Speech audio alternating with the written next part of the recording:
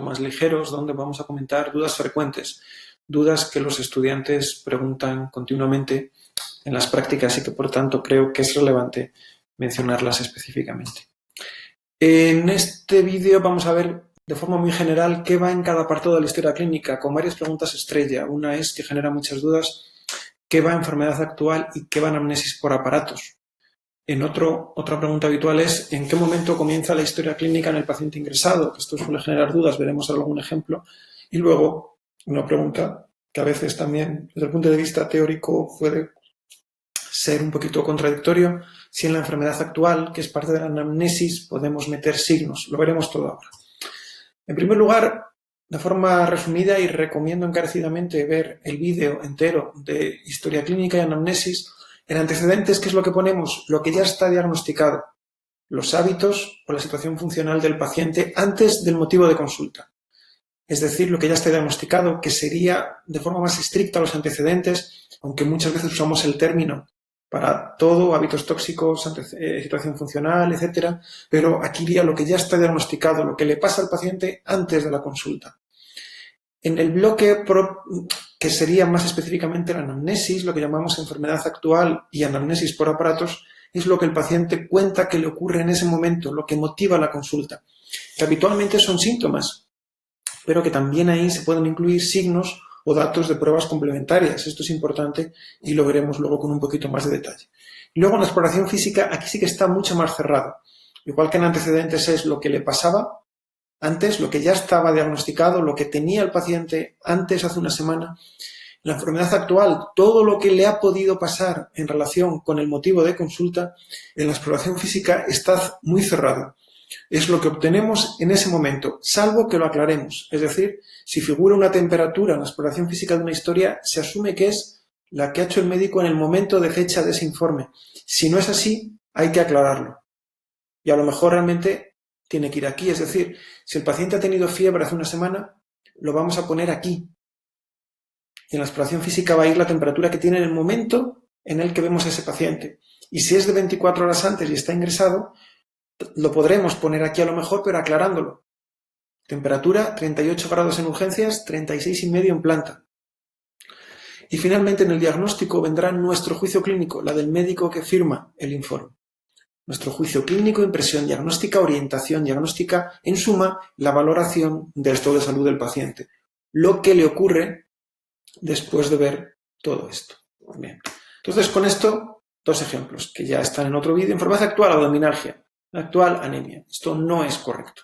¿Por qué no es correcto? Bien, abdominalgia puede ser un motivo de consulta, un diagnóstico inicial, habitualmente añadiendo el término no filiada o añadiendo el término abdominalgia secundaria apendicitis, o un síntoma de la enfermedad actual desarrollándolo. Sería correcto, por tanto, motivo de consulta, abdominalgia. Enfermedad actual, paciente con abdominalgia o dolor abdominal. Luego en otro vídeo vemos qué tipo de término hay que usar, de una semana de evolución en el abdomen inferior, que no era de intensidad, etc.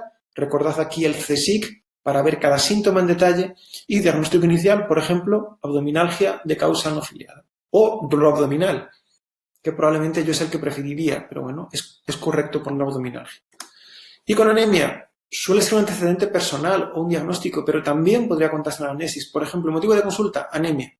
¿Por qué? Porque la enfermedad actual es paciente remitido a servicio de urgencias por su médico de AP, porque en la última analítica realizada presenta anemia.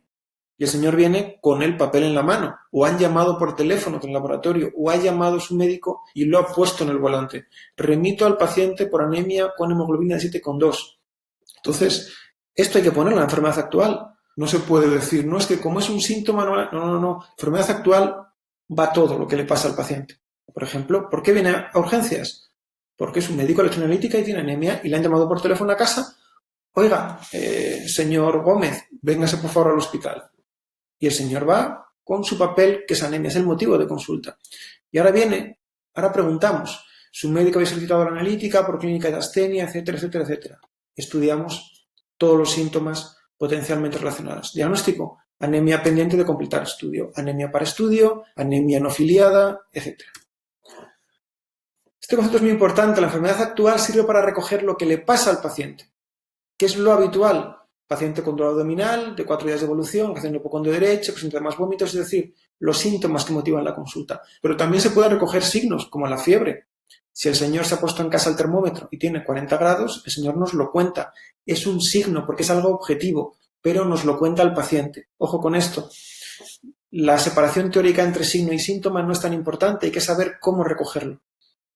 Inflamación articular, etc. Datos de pruebas complementarias o antecedentes recientes, si están en relación directa con lo que le ocurre al paciente o parecen provocarlo. Por ejemplo, en la anamnesis puede ir paciente quedado de alta hace una semana de cirugía de apendicitis y también pudieran ser antecedentes. No es contradictorio, hay que buscar la mayor claridad posible con la menor cantidad de líneas escritas. Esto es complicado, pero es uno de los principios básicos de la anamnesis.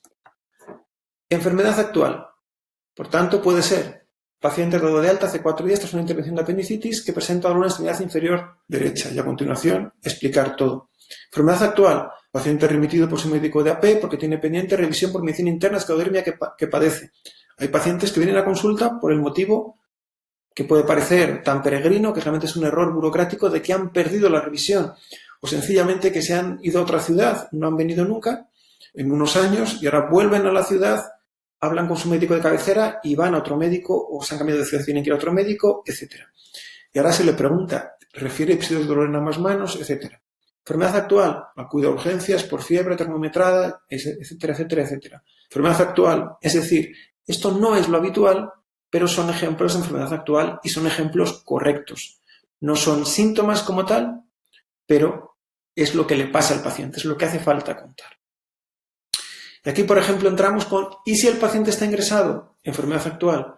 Paciente que acude a urgencias por fiebre de hasta 38 grados, de 3 días de evolución, junto con tos y expectoración mucopurulenta, así como dolor torácico en costado derecho, que se incrementa con la respiración.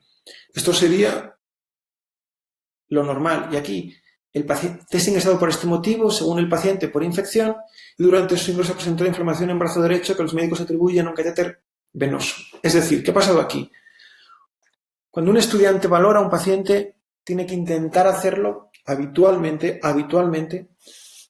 por el motivo por el que ha ingresado. Esto también es la vida real, no pedimos nada que no sea vida real. Yo estoy de vacaciones, llego al hospital y veo pacientes que llevan ingresados una semana, 15 días, y tengo que partir de cero. Pero por supuesto, el señor, ¿por qué ha venido al hospital? Por esto. Y además, ¿qué le ha pasado todo esto? Igual esto ya está resuelto, yo tengo que tratar esto. Pero en las historias es importante que os pongáis como punto de partida el momento en el que ingresa. ¿Por qué ha venido al hospital? Luego es inevitable que el paciente cuente todo lo que le ha pasado y lo puede contar de cualquier forma, que veremos luego si se pueden poner comillas o no, que es un recurso habitual para contar cosas que no sabemos si son ciertas o no o que son tal y como las cuenta el paciente. Es decir, primero se cuenta lo que le ha ocurrido al paciente, el motivo del ingreso, el motivo de consulta y luego, por supuesto, si el paciente lo ha contado y es relevante, se puede añadir lo que ha pasado durante el ingreso hospitalario. No está prohibido contarlo. ¿De acuerdo? Muy importante, esto es lo que ocurre en la realidad. No es infrecuente que yo falte un par de días por lo que sea, o que cambiemos de camas, o que un paciente sea trasladado y que yo vea a un paciente tras una semana de ingreso. Esto va a ocurrir en la vida real. En las prácticas intentamos no pedir nada que no sea vida real. Es decir, que lo que pedimos hacer es lo que va a haber que hacer en un futuro como médico. Es la vida real en estado puro. Y ahora, muy importante, ¿qué va en enfermedad actual y qué va en anamnesis por aparatos? En enfermedad actual van los síntomas que refiere el paciente de forma espontánea, al motivo de consulta, que luego hay que analizarlo en detalle con ese CSIC, comienzo, evolución, sitio y radiación del dolor, etc. ¿Y luego qué hacemos? Cuando acabamos estos síntomas, cuando los hemos explorado, cuando los hemos exprimido, un interrogatorio dirigido, preguntamos todo de todo. Y hacemos lo que se llama análisis por aparatos. Y lo que encontramos haciendo esto, que pueda estar relacionado con la enfermedad actual, lo ponemos en el bloque de enfermedad actual.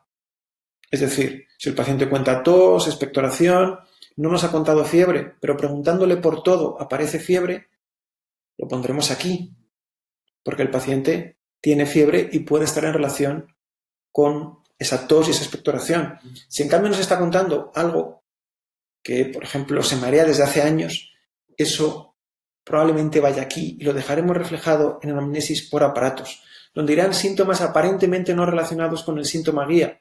Por ejemplo, dolores articulares crónicos, poliaquiuria crónica. Ojo aquí que casi todo puede estar relacionado. Es decir, un paciente que tiene fiebre, cualquier síntoma puede ser relevante. Ejemplos. Paciente que acude a urgencias por fiebre de hasta 38 grados, 3 días de evolución, junto con tos y expectoración mucopurulenta, así como dolor torácico y no disnea. Muy importante, todo lo que pueda estar relacionado, ponerlo en negativo en la enfermedad actual. No vale no ponerlo, hay que ponerlo en negativo. Si ahora le preguntamos si nos cuenta dolor de garganta, yo lo pondría en la enfermedad actual, porque claramente puede tener una infección respiratoria. Si cuenta dolores articulares de 5 años de evolución, pues tal vez anamnesis por aparatos. Si cuenta inflamación en ambas rodillas de 2 días, pues probablemente enfermedad actual. Puede ser una neumonía por estafilococo que dé émbolos sépticos. Si es hace 2 días y es inflamación, tenemos fiebre, yo lo juntaría. Nicturia y poliaquiuria de hace meses, probablemente anamnesis por aparatos. Probablemente.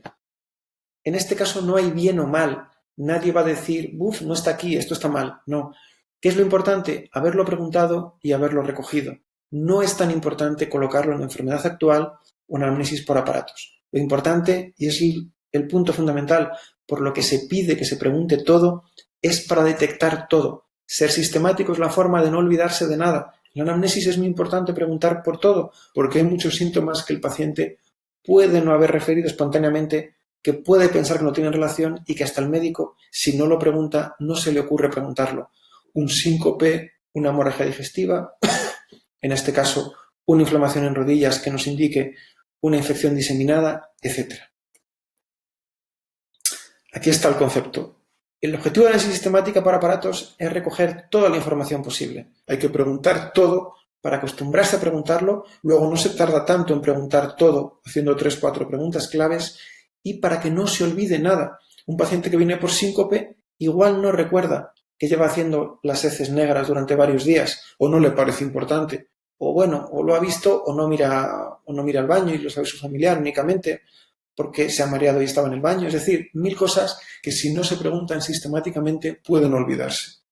Si hay dudas si puede tener relación, enfermedad actual. Y muy importante, si ya hemos contado todo el área cardiorrespiratoria en enfermedad actual, no hay que volverlo a escribir. Hay veces que en la enfermedad actual viene la disnea, el dolor torácico y luego otra vez el estudiante lo escribe en análisis por aparatos. No, se escribe una vez solo. Si la enfermedad actual es abdominalgia y ya se ha contado vómitos, náuseas, sí o no en enfermedad actual, no hay que repetirlo otra vez en análisis por aparatos. Se pone solamente.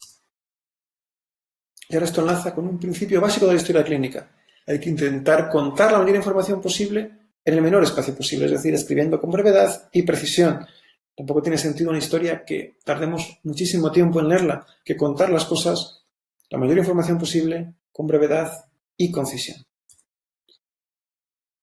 Si un paciente tiene fiebre, va a la anamnesis o a la exploración física. Esto es lo que comentábamos, un signo, ¿dónde lo pongo? Bueno, aquí posibilidades. Si el paciente cuenta que ha tenido fiebre sin haberse puesto el termómetro, es un síntoma que lo tendremos que describir como sensación distérmica o escalofríos, o como sensación de fiebre no termometrada. Si se ha puesto el termómetro, es un signo, y como signo es un dato objetivo, que siempre hay que recoger su valor. 38 grados, 38,5, 40, etc. Todo lo que se pueda pesar, medir, contar, graduar, hay que hacerlo. Pero en ambos casos, si lo cuenta el paciente, se recoge en la anamnesis. Por ejemplo, enfermedad actual, paciente que refiere fiebre de hasta 38 grados. Enfermedad actual, paciente que refiere sensación distérmica sin fiebre termometrada, disnea, tos, etc. Independientemente de que el paciente haya contado o no que tiene fiebre, es decir, en la anamnesis tiene que ir. Si además el paciente tiene fiebre de 38 grados, en urgencias, se recoge dicha temperatura en las constantes del apartado de exploración física de la historia clínica de ese servicio.